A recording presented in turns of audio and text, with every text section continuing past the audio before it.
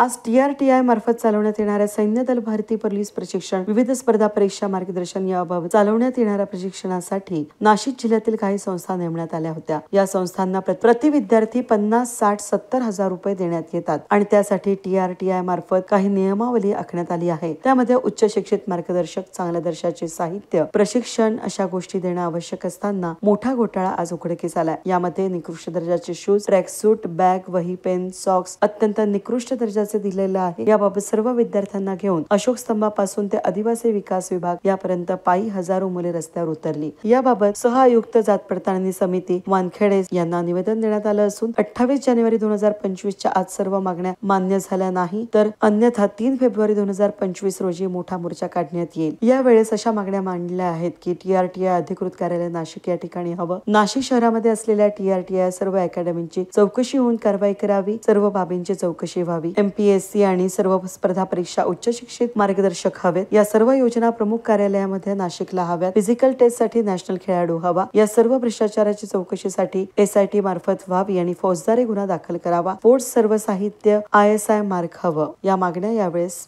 मांडण्यात आल्या आहेत। इंजिनियर गणेश भाऊ गवळी, युवा प्रदेशाध्यक्ष अखिल भारतीय आदिवासी विकास परिषद महाराष्ट्र राज्य। आज TRTIचा सगळ्यात मोठा घोटाळा आज विद्यार्थ्यांनी संघटनेस कळवला। तर आम्ही स्तंभाच्या अकॅडमीपासून तर आदिवासी विकासच्या आयुक्त कार्यालयापर्यंत गेलो होतो, पण आज आयुक्त कार्यालयात कोणताही अधिकारी नसल्यामुळे आम्ही TRTIचं संलग्न असलेलं ऑफिस म्हणजे जात पडताळणी ऑफिस डॉक्टर हाऊसला आलो आम्ही। सदर हा TRTIचा सगळ्यात मोठा भ्रष्टाचार महाराष्ट्रामध्ये झालेला आहे। तो भ्रष्टाचार असा का TRTIने एका विद्यार्थ्यामागं 70, 80, 90 हजार 1 लाख रुपयेपर्यंत प्रति विद्यार्थी यांना प्रशिक्षण देण्यासाठी, या प्रशिक्षणमध्ये वर्ग 3, वर्ग 3, 4 स्पर्धात्मक आणि सैन्य दल, पोलीस भरती असे वेगवेगळे प्रशिक्षण होते।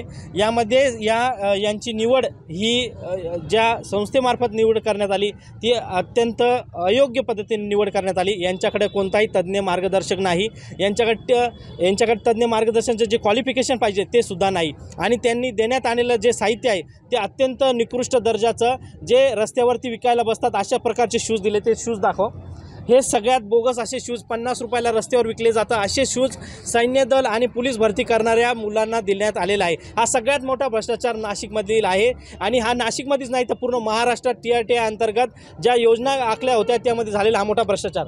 आज बघा, हा त्यांना तुम्हाला टी-शर्ट, हा एक टी-शर्ट देण्यात आला, हा अत्यंत हलक्या पद्धतीचा टी-शर्ट देण्यात आला।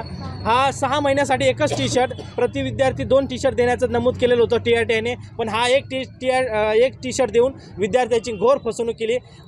सगळ्यात मोठा भ्रष्टाचार आज आम्ही हा बाहेर विद्यार्थ्याच्या माध्यमातून काढलेला आहे। तुमचं काय म्हणणं? मी या मीडियाच्या माध्यमातून सांगू इच्छितो का तुम्हाला आणि TRTIचे आयुक्त माननीय राजेंद्र भाऊ साहेबांना की हा TRTI मार्फत ज्या तुम्ही योजना दिल्या, ह्या योजनेचा योग्य अंमलबजावणीसाठी तुम्ही कोणत्याही निवड कोणत्या पद्धतीने निवड केली, ही अयोग्य निवड केलेली आहे आणि ह्या सर्व 8 अकॅडमीची एक चौकशी होऊन SIT मार्फत चौकशी व्हावी आणि यामध्ये जो दोषी असेल त्यांच्यावर फौजदारी गुन्हा दाखल करावा आणि तो फौजदारी गुन्हा दाखल करून या विद्यार्थ्यांना ISI मार्क असलेलं चांगल्या दर्जाचं नायकीचे शूज आणि चांगल्या प्रकारचं ट्रॅक सूट, सगळं साहित्य चांगल्या प्रकारचं मिळावं। त्याचबरोबर शिक्षणासाठी तज्ज्ञ असलेले, नॅशनल लेवलचे खेळाडू असलेले, MPED BPED झालेले शिक्षण असेल किंवा MPSCचे अधिकारी अशा मार्फत यांना प्रशिक्षण देण्यात यावं। News today Nashik.